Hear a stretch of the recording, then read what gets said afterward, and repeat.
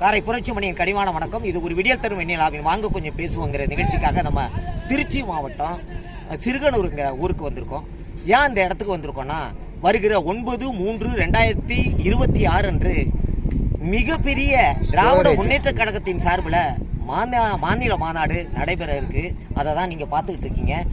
மிக விரைவாக பல லட்சம் தொண்டர்கள் கலந்து கொள்கிற, குடும்பமாக கலந்து கொள்கிற ஒரு மாநாடாக இங்கே நடைபெற இருக்கு.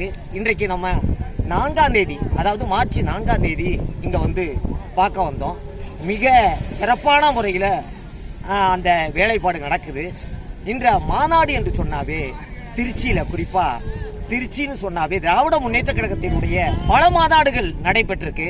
குறிப்பாக பேரறிஞர் அண்ணா அவர்கள், அதாவது திராவிட முன்னேற்ற கழகம் உருவாகி துவங்கி பல ஆண்டுகள் கழித்து இதே திருச்சி மாவட்டத்தில் தான் பேரறிஞர் அண்ணா அவர்கள் ஒரு மாநாடு கூட்டி அதில் 2 பெட்டி வைத்து தன் தொண்டர்கள்ட்ட நம்ம அரசியல், அதாவது ஆட்சி அதிகாரத்தில் நாம் வந்து பங்கு பெறலாமான்னு 2 பெட்டி வச்சு தொண்டர்கள்ட்ட வாக்கெடுப்பு நடத்துகிறாங்க.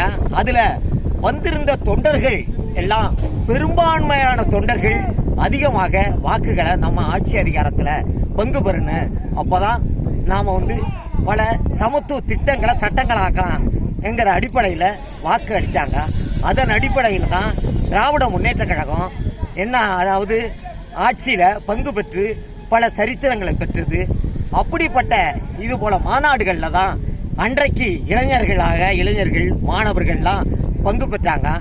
முத்தமிழறிஞர் கலைஞர்கள் இளைஞராக இருக்கும்போது தான் இது போல மாநாடுகளில் கலந்துக்கிட்டு பிற்காலங்களில் முத்தமிழறிஞர் கலைஞர் அவர்கள் தமிழக முதல்வராக வருகை தந்து பல சமத்துவ திட்டங்களை சட்டங்களாக்கி சரித்திரம் படைச்சாங்க.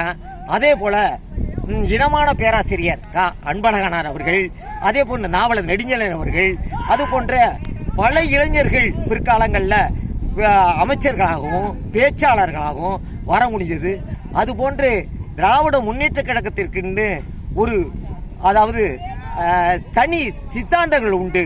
அதாவது இனம், மொழி, அதாவது திராவிட இயக்க கொள்கை, சமத்துவ கொள்கை என்ற அழுத்தமான கொள்கை கோட்பாடு உண்டு.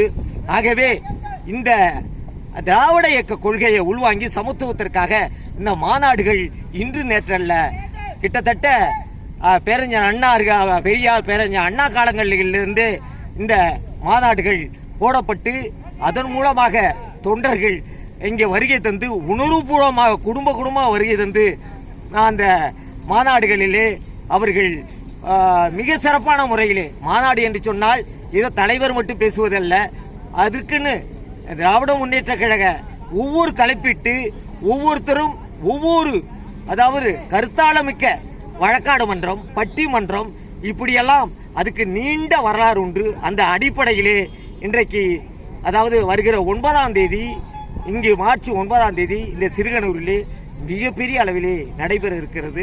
தொண்டர்கள் மிக திரளாக வருகை தர இருக்கிறார்கள். குறிப்பாக இன்று தேர்தல் வருகிற கட்டத்திலே இந்த மாநாடு நடைபெறுவது முக்கியத்துவம் வாய்ந்ததாக கருதப்படுகிறது. ஆகவே மாநாட்டிலே அனைவரும் வந்து இந்த மாநாடு எப்படி நடைபெறுகிறது என்பதை திராவிட முன்னேற்ற கழகத்தினுடைய தொண்டர்கள் மட்டுமல்ல, ஒவ்வொரு தமிழர்களும் கலந்து கொள்ள வேண்டும்.